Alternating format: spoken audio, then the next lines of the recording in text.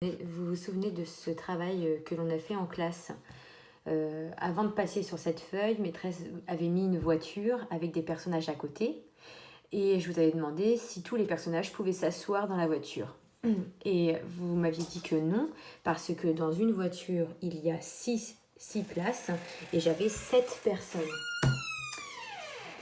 Et bien, et ensuite, après, je vous ai donné cette feuille. Donc les ronds représentent les personnages et vous avez 3 voitures. Et la question c'était, est-ce qu'il y a assez de place pour que tous les bonhommes viennent s'asseoir? Donc ce travail, vous l'aviez fait en classe, vous aviez eu un petit peu de mal. Donc maîtresse, elle va vous redonner ce même travail, mais avec les sorcières. Ça, c'est toute la famille de Grabouilla. Ses cousines, ses tantes. Et donc la question c'est, y a-t-il assez de balais pour toutes les sorcières? Oui ou non? Entoure la bonne réponse. Donc il va falloir me dire si chaque sorcière là, si toutes ces sorcières, toutes celles-là, elles vont pouvoir prendre un balai. D'accord?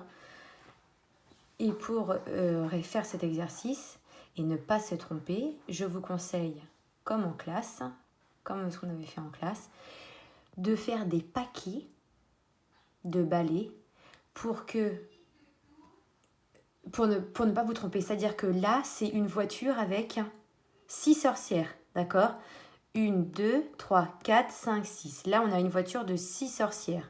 Eh bien, je vous conseille de faire un paquet de 6 balais et donc d'entourer des balais avec votre crayon et d'emmener, de faire une flèche sur cette voiture.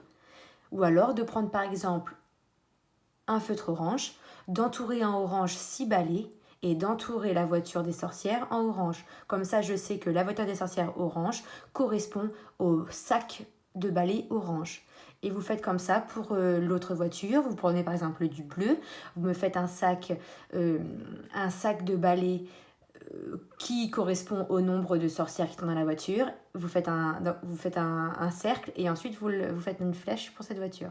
Et ici, par exemple, vous prenez du vert, c'est pareil, vous faites un sac vert de balais et vous l'emmenez là. Voilà, comme ça on est sûr qu'on ne se trompe pas. Donc chaque sorcière doit avoir un balai.